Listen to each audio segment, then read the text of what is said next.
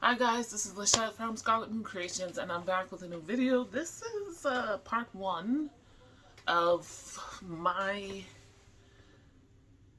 Remixed Classics read along and the books I read for that in the month of January.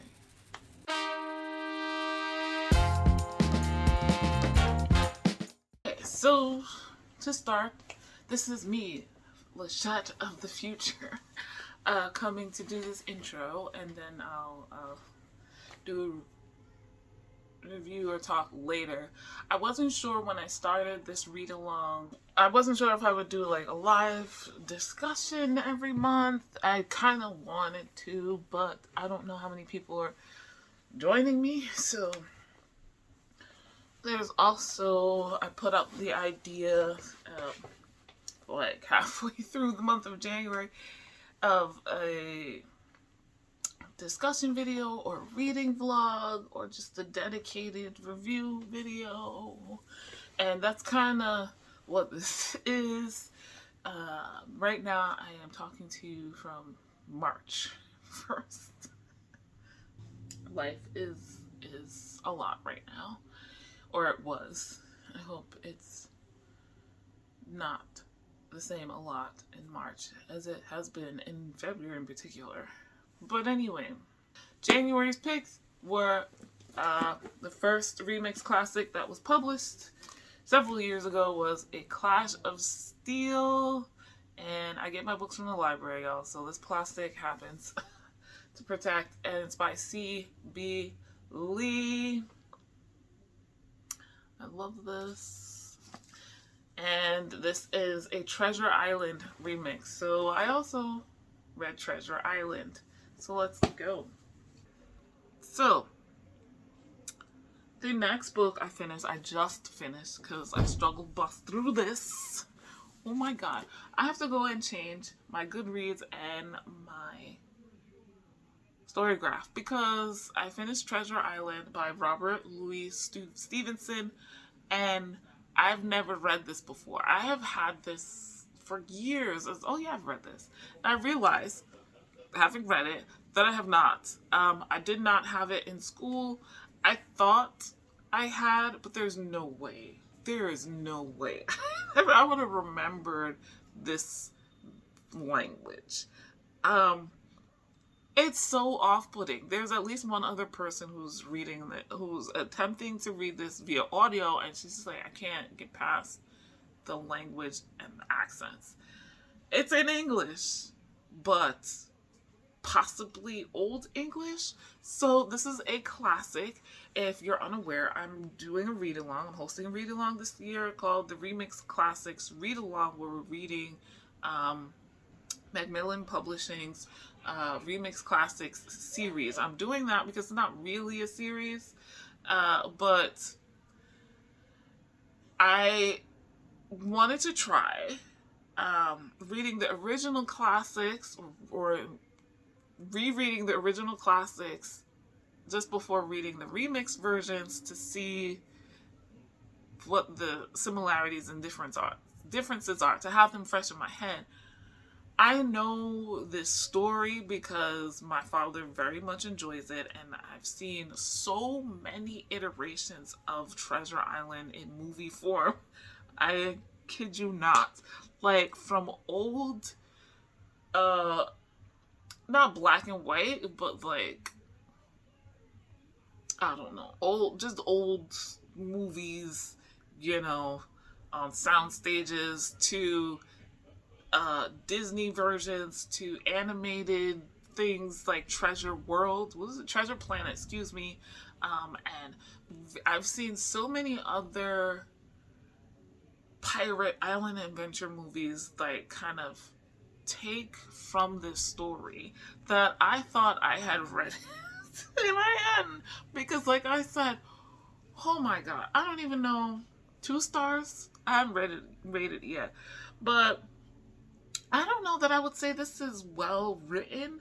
I need to look more into, how people talked in that time, particularly if we're talking about landed gentry. I I was expecting the pirate talk because I think, again, this influences a lot of that in a lot of books and movies and things like that. And, you know, it's possibly based off of how pirates and sailors talked back in those days. So this was written in 1850, I think. 1883. 1883. And it's, you know, seen as this, like, island adventure of a young boy. It's an adventure story, like, but a British one, I guess. I just don't want to claim this as American. Following Jim Hawkins, a kid who finds himself, through no fault of his own, in possession of a treasure map, and he takes it to the local squire, who decides he wants to follow this map and go on the treasure hunt, because hearing the kid's story and how he got the map, he figures, oh, well then, that was a famous pirate, basically. Buccaneer. What do they call them? I can't remember the words. For reasons I don't understand, maybe because they're like, well, if I want to be in an adventure, Jim must want to go too. So he takes Jim with him and the doctor, who they both know, and outfits a ship to go to this island. Little does he know that other than a handful of crew, most of the people he's hired, because he's not a sailor, are pirates. And they plan to, you know, go along with the plan to sail to this island and get this bounty and then take over the ship.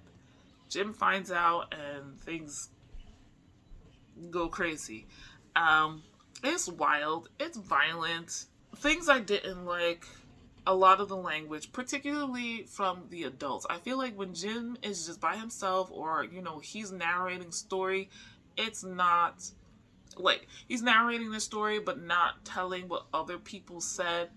It's pretty straightforward and understandable. Not modern English, but not too different.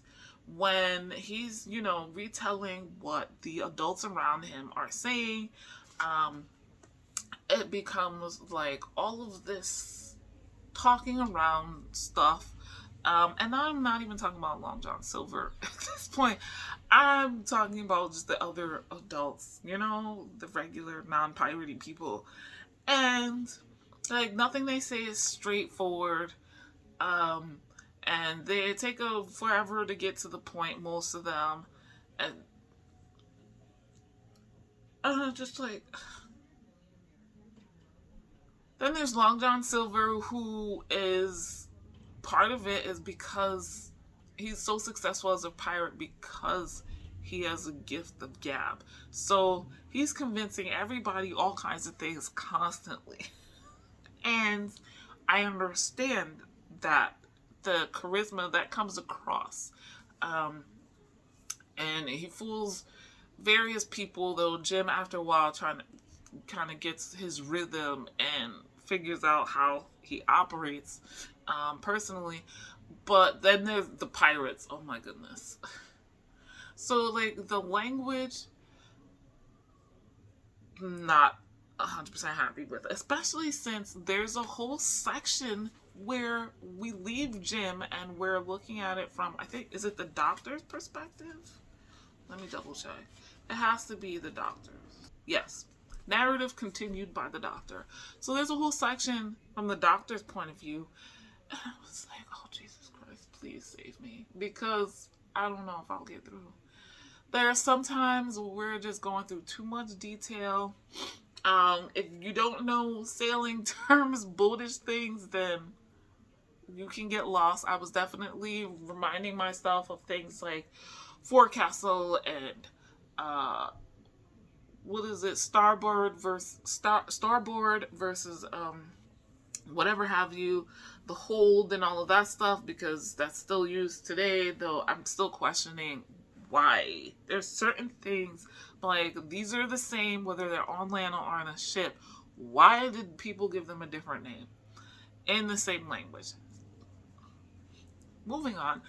That took me out of the story. There are parts, like I said, where it's just too much details about, like, how Jim got off the ship and then up a hill. And I'm just like, I don't want to read this anymore. But Lashette, come on, finish the story.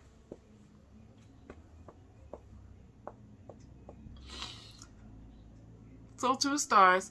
I know the adventure part. The beginning completely surprised me because I was like, what is all of this? Before we get to the city and the getting a ship and all of that stuff, there's this whole thing, how Jim winds up with the map. And I didn't know any of that. And so I was very confused. It took me 2 weeks to get through that part. 50-ish pages. But the pace picked up from there, and the adventure started actually happening. I guess in the beginning there was some adventure, but it was just like, but why? Who are these people? What is going on? I don't remember all of this. So it is what it is. I can't say I hated it. I think that the adventure parts made sense. There was a character in here I asked my dad about, because I was like, there's a random stranger marooned on the island. He was like, oh yeah, Ben Gunn. And I'm like, I don't remember that. Not from any of the movies. None of this stuff. So I don't know. Right? I was just like waiting for the parts that I knew about. 2 stars. I get it, but I didn't love it. And I finally read it though. So, okay. So I did not know, like I said, what I was going to be doing for this read along. And when you see the footage, the content for February books, know that that's why it's different. Thank you guys so much for watching. Like this video if you liked it. Subscribe if you are new. Hit the notification bell so you know when the next video is coming. The Talk About a Clash of Steel video is coming next. I will compare more once in that video. I will be able to compare the two to each other better. Having read both of them finally. Links in the description to everything I've mentioned here. If you have read Treasure Island, let me know what you thought. It was crazy, y'all. It was crazy. And obviously, like most Americans, I have read plenty of white, heterosexual, and even European classics. So not necessarily unused to different styles of speech that we no longer use, antiquated ways of speaking. I am really unsure if this is real or not. Is it true? So yeah, I you know. Anyway, let me know if you read it recently. Let me know what your thoughts are. Do you plan to read the classics for the next months? Because this was a difficult start, right? This is the type of classic that will put me off wanting to read any others because of the writing style, the way they talk, and